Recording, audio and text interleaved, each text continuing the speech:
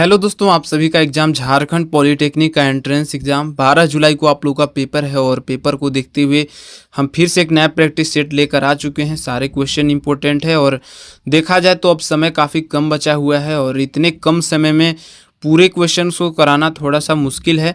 इसीलिए मैंने ये PDF बना रखा है ताकि आप लास्ट टाइम में रिविज़न कर पाओ। जो कैंडिडेट नहीं लिए हैं अभी भी आपके पास समय है, ले लीजिएगा।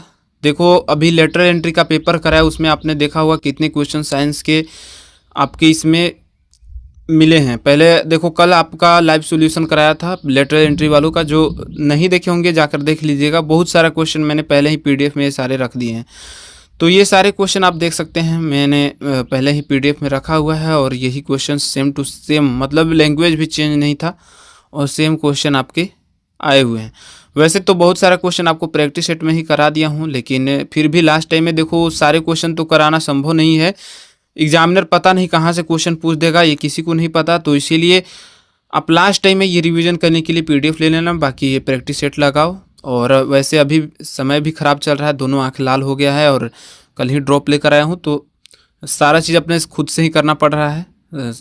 अपने से टाइप कर रहा हूँ क्वेश्चंस, अपने से वॉइस रिकॉर्ड कर रहा हूँ, तो सारा चीज़ अपने खुद से खुद कर रहा हूँ। ठीक है, बाकी चलिए क्वेश्चन देखिए। पहला क्वेश्चन क्या है? एक विद्युत हीटर की कुंडली का प्रतिरोध 20 ओम है और इसे 220 वोल्ट के स्रोत से जोड़ा गया है। यदि हीटर का उपयोग 10 मिनट तक किया जाए तो उत्पन्न ऊष्मा का मान बताना है। कल के पेपर में आपने देखा होगा कि जो लेटर एंट्री का पेपर आया उसमें हीट निकालने के लिए दिया था। ठीक है, H = होता है V²/R/T और पहले ये सारे न्यूमेरिकल मैं करा चुका हूँ। कोई नहीं कहेगा कि इस प्रकार के क्वेश्चन नहीं कराए हैं। ठीक है, कैसे निकालेंगे? तो यहाँ पर V² है, मतलब 220 गुना 220 करेंगे और बटा में R का मान 20 दिया है। ठीक है, तो बटा में 20 करेंगे और T समय दिया है 10 मिनट, मिनट को सेकेंड में बदलेंगे तो 10 × 60 करेंगे। गुना कीजिए, काटिए, आएगा 24, 20 × 60 × 10 600। ठीक है, तो यह आएगा इकाई दाएं सैकड़ा, हज़ार, 10,000, लाख, 10 लाख, 14,52,000 जूल। ठीक है, या फिर इसको लिख सकते हैं 1.45 × 10⁶ joule. First option right answer होगा। Next question, question number 2। यदि किसी तार की लंबाई को खींचकर 0.1% बढ़ा दिया जाए तो उसके प्रतिरोध में प्रतिशत वृद्धि कितनी होगी? कैसे निकालेंगे? तो जितना बढ़ा दिया जाता है उससे 2 से गुना कर देंगे। अब 0.1% बढ़ाया गया है तो उसको 2 से गुना कर दीजिए, 0.1 × 2 आ जाएगा 0.2%। सेकेंड ऑप्शन राइट आंसर होगा। Question number 3। हर प्रकार के क्वेश्चन देखने को मिलेंगे, डरिएगा नहीं। ठीक है, आगे देखिए, पूरे प्रैक्टिस सेट लगा कर जाइएगा। बेकिंग पाउडर बनाने में बेकिंग सोडा के साथ किस दुर्बल अम्ल का उपयोग किया जाता है? यानी कि कौन से वीक एसिड का यूज किया जाता है? ऑक्जेलिक अम्ल, tartaric acid, citric acid, lactic acid. तो टार्ट्रिक एसिड का यूज किया जाता है। और टार्ट्रिक एसिड किस चीज़ में पाया जाता है पहले बताया हूँ, कमेंट में बताइए। सेकेंड ऑप्शन राइट आंसर होगा। Question number 4। जब प्रकाश की किरण कांच से पानी में प्रवेश करती है तो क्रांति कोण यानी कि क्रिटिकल एंगल के लिए कौन सा माध्यम सघन डेंस माना जाएगा? पानी माना जाएगा फिर कांच?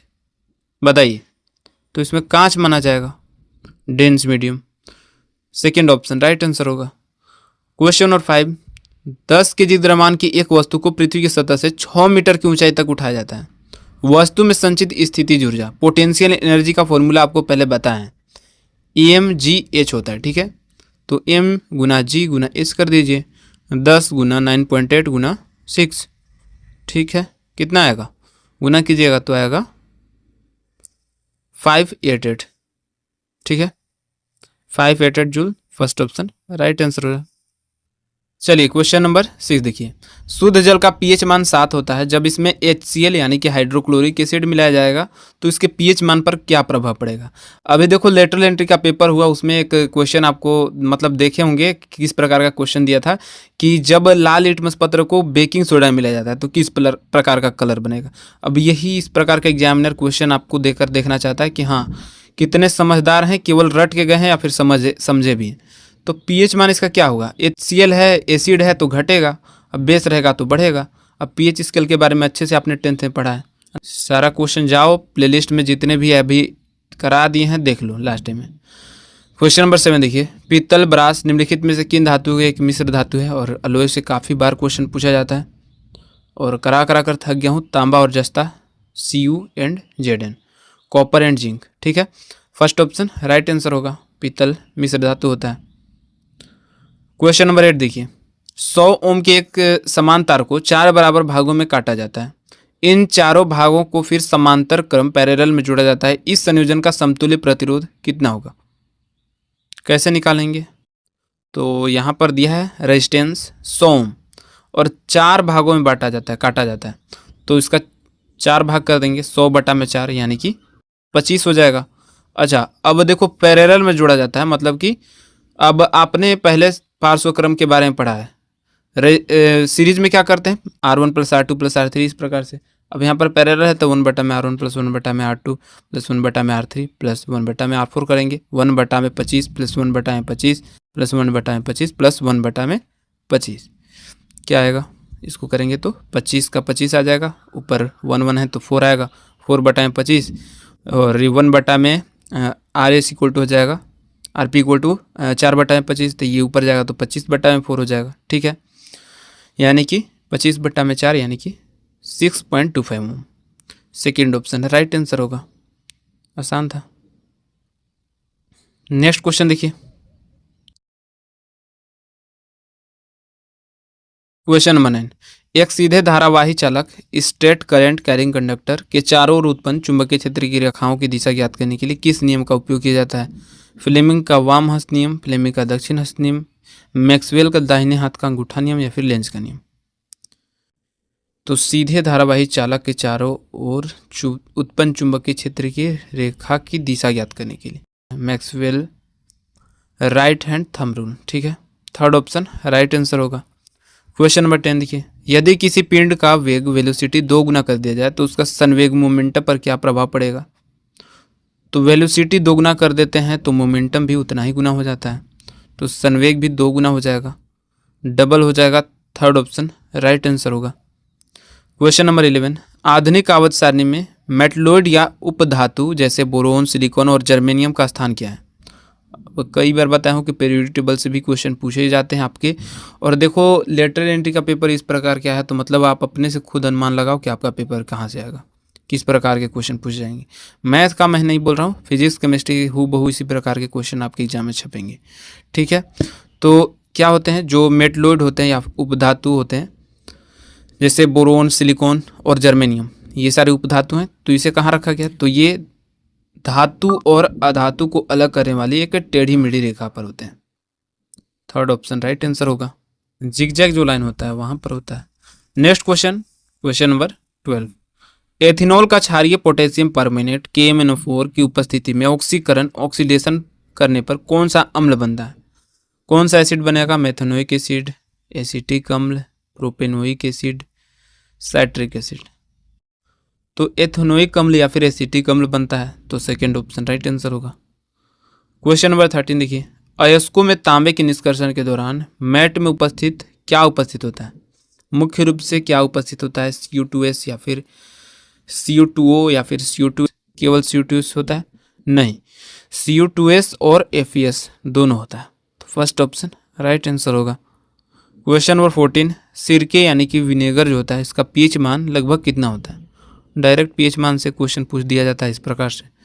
तो 2.4 से लेकर 3.4 अम्लीय होता है, एसिडिक होता है, एसिड ही होगा जरूर, तो सेकेंड ऑप्शन राइट आंसर होगा। और ब्लड का pH मान, ये सब मतलब बहुत सारा क्वेश्चन करा दिया हूँ पहले, जो भी आया हुआ है क्वेश्चन देख लीजिएगा।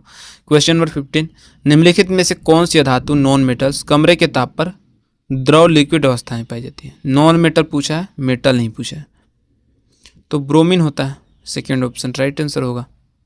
क्वेश्चन नंबर 16, बाइनोक्यूलर यानी कि दूरबीन या पेरिस्कोप में बिना किसी प्रकाश के नुकसान के प्रकाश को 90 डिग्री या 180 डिग्री पर मोड़ने के लिए किस परिघटना का उपयोग किया जाता है? प्रकाश के अपवर्तन, प्रकाश के विवर्तन, पूर्ण आंतरिक परावर्तन, प्रकाश का प्रकीर्णन। देखो क्वेश्चन को थोड़ा लेंथी किया गया है, वैसे क्वेश्चन इस प्रकार से भी पूछा जा सकता है, और इसमें होता है टोटल इंटरनल रिफ्लेक्शन, पूर्ण आंतरिक परावर्तन। पेरिस्कोप से रिलेटेड अगर क्वेश्चन आता है तो आपको डायरेक्ट टिक लगा देना है, थर्ड ऑप्शन। ठीक है, देखिए 5 kg द्रव्यमान की एक वस्तु 20 मीटर पर सेकंड के नियत वेग से एक घर्षण रहित क्षैतिज मेज पर फिसल रही है। वस्तु को उसी वेग से गतिमान रखने के लिए आवश्यक बल का मान क्या होगा? अब देखो एक समान गति होता है तो मैं आपको पहले बता दिया हूँ न्यूटन का तीसरा नियम के अनुसार, तो 0 होगा, थर्ड ऑप्शन राइट आंसर होगा। एक समान गति अगर होता है तो राइट आंसर लगा देना है। क्वेश्चन नंबर 18, जब कार्बन डाइऑक्साइड गैस को चूने के पानी लाइम वाटर में प्रवाहित किया जाता है तो वह दूधिया मिल्की हो जाता है। अब ये चीज़ कई बार बताया गया है, लेकिन क्वेश्चन अलग है। अत्यधिक मात्रा में CO2 प्रवाहित करने पर वह दूधियापन गायब भी हो जाता है। अब ये किसके बनने के कारण होता है, ये क्वेश्चन पूछा है। देखो क्वेश्चन को बड़ा कर दिया गया। पहले क्वेश्चन मैं आपको कराया था कि दूधिया हो जाता है, कौन सा चीज़ पाया जाता है, क्या होता है। अब यहाँ पर पूछा है कि अत्यधिक मतलब बहुत मात्रा में जब हम कार्बन डाइऑक्साइड प्रवाहित करेंगे तो दूधियापन गायब भी हो जाएगा। अब किसके बनने के कारण होता है, तो CaHCO3 का होल टू एस के बनने के कारण होता है। सेकेंड ऑप्शन राइट आंसर हो जाएगा। क्वेश्चन नंबर 19 देखिए, खाद्य पदार्थों के डिब्बों पर जिंक जस्ते की बजाय टीन की परत चढ़ाई जाती है, क्यों? खाने वाले पदार्थ पर जिंक की यानी कि जो जस्ता की परत होता है उसके जगह पर टीन का परत चढ़ाया जाता है। जस्ता टीन से महंगा होता है? नहीं। जस्ते का गलनांक टीन से कम होता है? ये भी नहीं होगा। जस्ता टीन से कम अभिक्रियाशील है? ये भी नहीं होगा। राइट आंसर क्या होगा? सेकेंड ऑप्शन, जस्ता टीन से अधिक अभिक्रियाशील है। और जो मोस्ट एक्टिव मेटल होता है, ये सारा चीज़ मैं पहले भी कराया हूँ, तो सेकेंड ऑप्शन राइट आंसर होगा। क्वेश्चन को बस इधर उधर करके पूछा जा रहा है। क्वेश्चन नंबर 20, एथिल एसीटेट एक एस्टर को सोडियम हाइड्रोक्साइड NaOH के साथ उपचारित करने पर एथेनॉल और सोडियम एसीटेट बनता है। इस अभिक्रिया को क्या कहा जाता है? एस्टरीकरण, साबुनीकरण, बहुलीकरण या फिर प्रतिस्थापन। तो जब एस्टर को सोडियम हाइड्रोक्साइड NaOH के साथ उपचारित करने पर एथेनॉल और सोडियम एसीटेट बनता है, तो इस अभिक्रिया को सैप्नोफिकेशन कहा जाता है, साबुनीकरण। सेकेंड ऑप्शन राइट आंसर होगा। देखो हिंदी इंग्लिश दोनों में दिया ही है। Next question, question number 21, oxalic acid निम्नलिखित में से किस प्राकृतिक स्रोत में मुख्य रूप से पाया जाता है? काफ़ी आसान क्वेश्चन है, इस प्रकार के क्वेश्चन तो गलत होने नहीं चाहिए। टमाटर में पाया जाता है, सारे याद कर लीजिएगा अगर याद नहीं होगा तो। किसमें कौन सा एसिड पाया जाता है, कौन सा चीज़, ठीक है। Next question, question number 22, copper के सल्फाइड एस्क जैसे कॉपर पायरेट के सांद्रण के लिए किस विधि का उपयोग सबसे उपयुक्त माना जाता है? तो इम्पोर्टेंट क्वेश्चन है, फेन प्लावन विधि का यूज करते हैं, ठीक है। Froth flotation process, third option right answer होगा। क्वेश्चन नंबर 23, साबुन से उत्पन्न झाग को सुखाने या उसे बैठने से रोकने के लिए या शेविंग क्रीम में झाग को लंबे समय तक बनाए रखने के लिए किसका प्रयोग किया जाता है? ग्लिसरॉल या फिर ग्लिसरीन का यूज किया जाता है। ग्लिसरॉल आ जाता है तो आपको सेकेंड ऑप्शन इसी प्रकार से राइट आंसर लगा देना है। नेक्स्ट क्वेश्चन, क्वेश्चन नंबर 24, एक तत्व ऑक्सीजन के साथ अभिक्रिया करके उच्च गलनांक हाई मेल्टिंग पॉइंट वाला यौगिक बनाता है। यह यौगिक जल में विलीय सोल्यूबल है, यह तत्व कौन सा हो सकता है? यह क्वेश्चन अभी जस्ट आया था लेटर एंट्री के पेपर में, 12th वालों के पेपर में। अब इस प्रकार के क्वेश्चन आपके एग्जाम में आ रहे हैं, मतलब इससे भी आसान आपके पेपर आएगा। तो कैल्शियम होगा इसमें, और पहले करा दिया हूँ, फर्स्ट ऑप्शन राइट आंसर होगा। प्रैक्टिस सेट का लास्ट क्वेश्चन देखिए, question number 25, calcium oxide CO के निर्माण में परमाणुओं के बीच किस प्रकार का रासायनिक बंध केमिकल बॉन्ड बनता है और कौन से आयन उपस्थित होते हैं? देखो आपको पूछा जाएगा कि कौन से बॉन्ड बनते हैं, कौन से आयन बनते हैं। ये थोड़ा सा लंबा क्वेश्चन बना दिया गया है। आपको इस प्रकार के क्वेश्चन पूछा जाता है कि कौन सा बॉन्ड होता है। देखो अभी जस्ट पेपर में, इससे पहले के पेपर में आया है कि NaCl में कौन सा बॉन्ड होता है। अगर आपने प्रैक्टिस सेट इसके पहले वाला देखा होगा तो इसमें भी आयनिक बंध ही होता है, या फिर वैद्युत संयोजक बंध जो भी आ सकता है आपका, इलेक्ट्रोवैलेंट बॉन्ड, इलेक्ट्रोस्टैटिक बॉन्ड, कुछ भी दे सकता है एग्जाम में। तो आपको राइट आंसर लगा देना है, ठीक है। सेकेंड ऑप्शन इसका राइट आंसर हो जाएगा। बाकी आज के प्रैक्टिस सेट में आप सभी के एग्जाम के लिए मोस्ट इंपोर्टेंट क्वेश्चंस का प्रैक्टिस सेट लगाया। आप बताइए कितने क्वेश्चंस सही कर पाए हैं, और अगर अभी तक आपने PDF नहीं लिया है तो ले लीजिएगा, क्योंकि अभी लास्ट टाइम में काफ़ी मतलब हेल्प करेगा आपको एग्ज़ाम के लिए, ठीक है। तो बाकी सारा चीज़ आपको तो पहले से समझा दिया हूँ, कैसे लेना है, क्या करना है, अभी भी समय है। बाकी जो भी चीज़ें हैं अगर कुछ पूछना चाहते हैं तो पूछिएगा, आपको बताया जाएगा। बाकी कट ऑफ से रिलेटेड जो कैंडिडेट अभी 12th का पेपर दिए, अगर आप भी देख रहे होंगे तो बता दीजिएगा कितने क्वेश्चन सही किए हैं, ताकि अब कट ऑफ से रिलेटेड कोई वीडियो बना सकूं, कितना आपने सही किया है, ठीक है। तो बाकी फिर से मिलूंगा इसी प्रकार से नेक्स्ट वीडियो में। अभी के लिए बस इतना ही, धन्यवाद।